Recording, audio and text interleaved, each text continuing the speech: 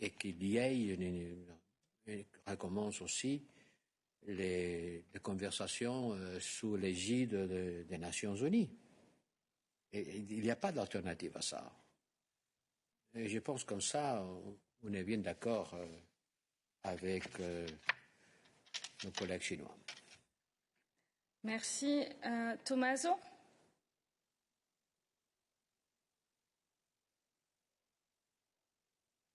Oui.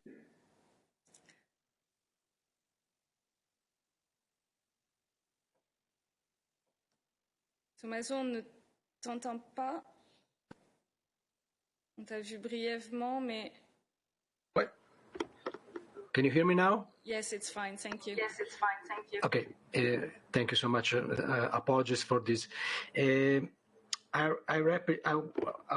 Just a question on China, if I may. Just to know if you talked with your counterpart about the fact that there are plenty of initiatives to sue China in EU courts, not only in the EU, to ask damages to China because China allegedly lied about the spreading of the coronavirus at the beginning. Just to know if you talked about that or not. Thank you so much.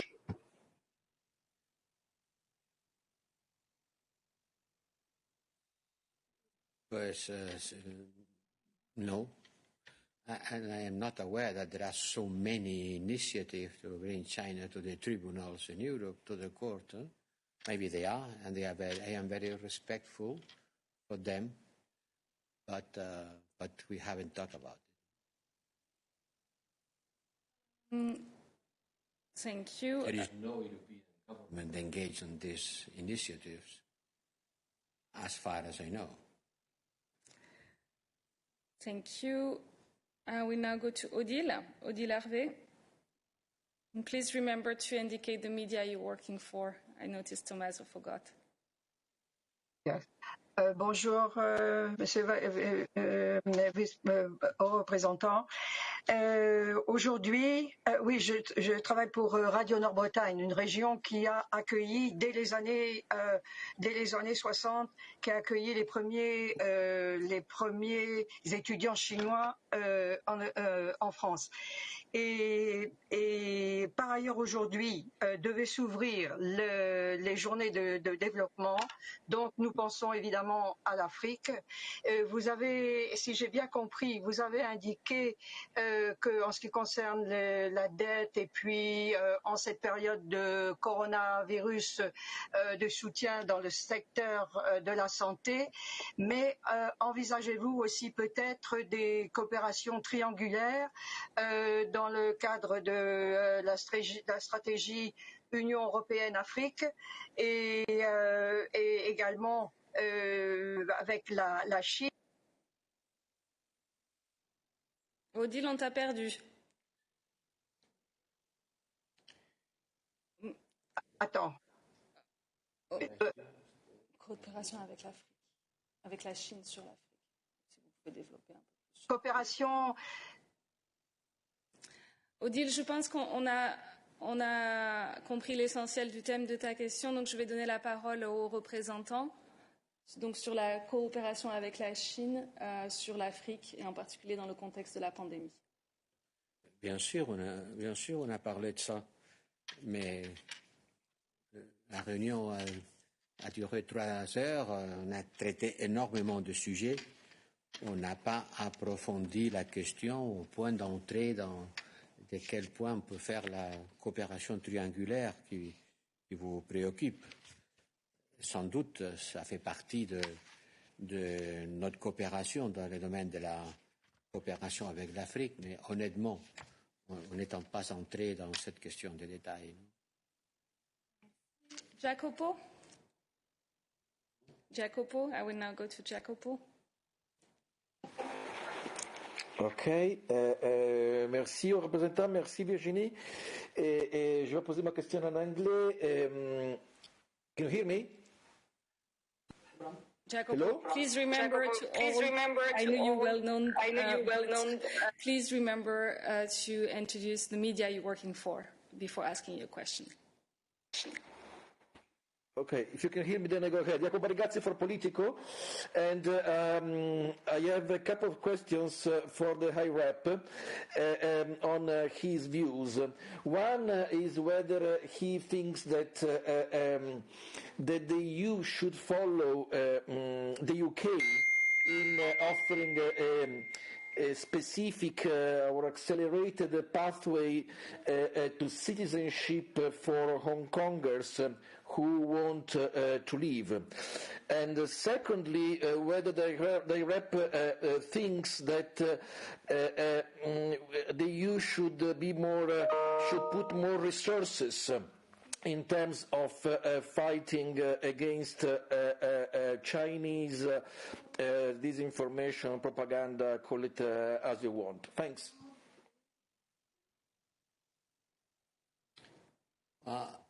¿Hablado en francés? He was asking in English. In English, okay. For sure, we have to allocate more resources in the fight against disinformation. Not only, let's say, the Chinese disinformation or the disinformation which can be related to Chinese sources of different types. There are a lot of people doing disinformation. Among them, there are Russian, Chinese sources. Yes, I think we have to work more on that. And not only fighting against disinformation, trying to counterattack the fakes, but to present a positive narrative. The fight against disinformation asks also to present good information, not only to say, look, this is bad information. No, before pointing out which is wrong, maybe we have to present things the way they are. Positive information, and maybe on that we haven't been enough active. My colleague Vera, the Commissioner Vera, was saying that, and I think she is quite right. And that's why tomorrow we are going to present at the College of Communication in order to strengthen our capacities on the information side. But at the end, you know, on the External Action Service, we can have more resources if the member states allocate these resources. I am happy to work more. I am happy to devote more resources, but the member states have to agree on that. And not only preaching, but providing. One thing is to preach, another thing is provide. If you want to do something, please allocate resources to it.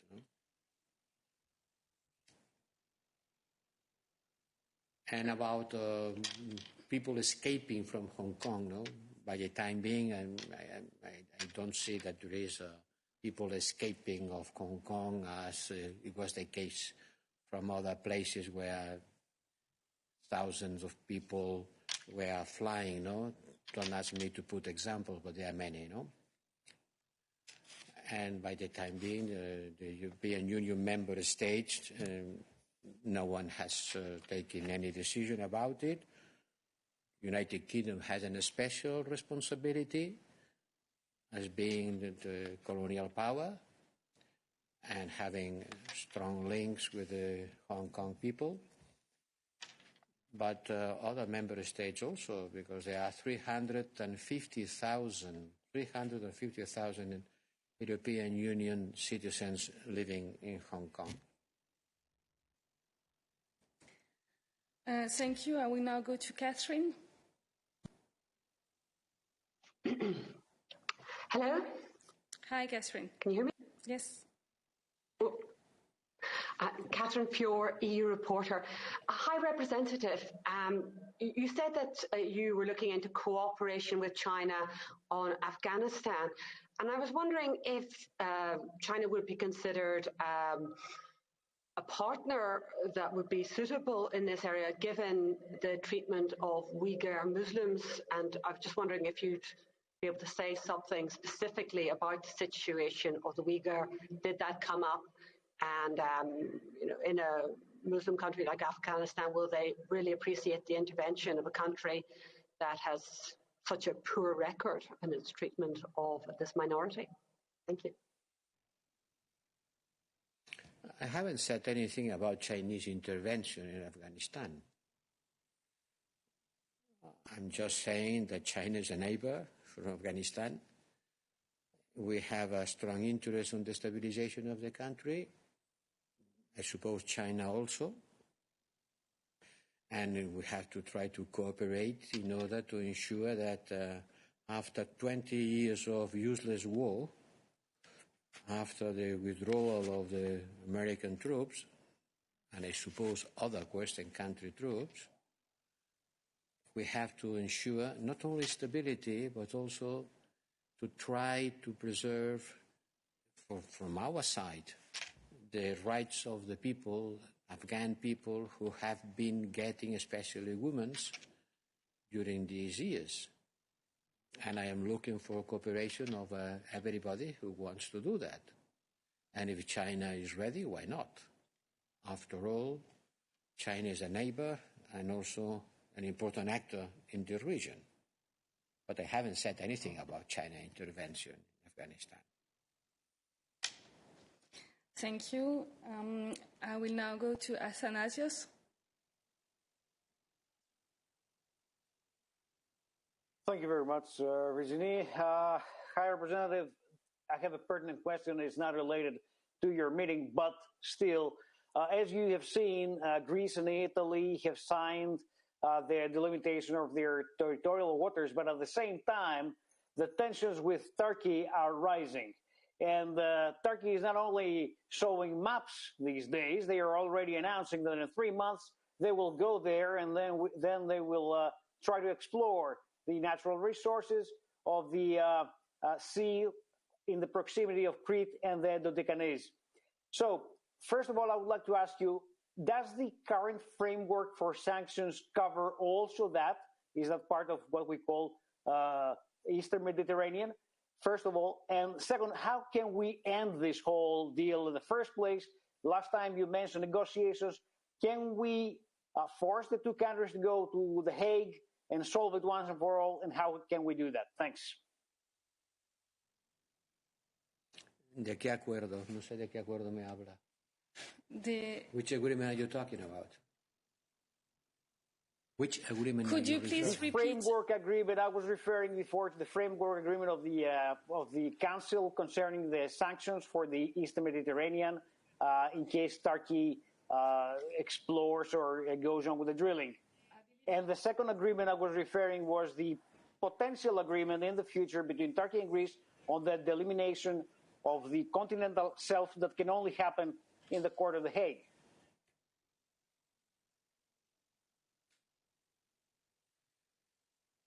There is nothing new on that side. The framework agreement is still there. It for sure can be implemented to the events that you are referring, because it's part of the Eastern Mediterranean. And about the dispute between Greece and Turkey on territorial waters, I cannot say there is anything new on that. Nothing that I can share with you, but the Greek minister, my friend, colleague, the Greek minister for Foreign Affairs, has sent a couple of letters asking for the Council focus on the relationship with Turkey. The relation with Turkey is also a complex relationship. It covers a lot of issues. We have been reaching out with Turkey on these issues from the Council of Foreign Affairs. We have been talking, not formal negotiations, but the Council will have to engage on that. On the next Council, under the request of the Greek government, this issue will be considered by the Council. Thank you. And now we have a very last question from Montreal. Hello, good afternoon. Do you hear me? Yes. Yes. Mr. Borrell, good afternoon. I have two short questions. First one about the 5G topic between European Union and China. You didn't mention a word today about that, so has it been discussed? Second question is that I and not only me have the impression that the European Union is much harder towards Russia than to China. And does it mean that, don't you think that the situation looks like the one half a century ago when US and China formed alliance against the European Union? Thank you. Against the Soviet Union, sorry, against the Soviet Union. Thank you.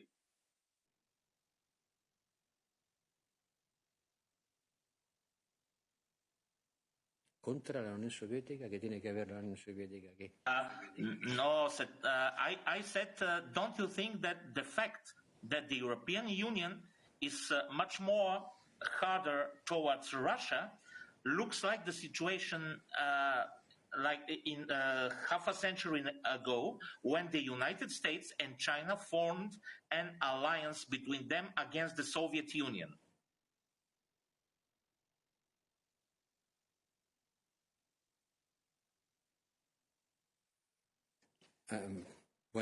About 5G, I haven't said anything because nobody asked about it. For sure, 5G is part of our common concerns and is part of our technological relations and the security relations.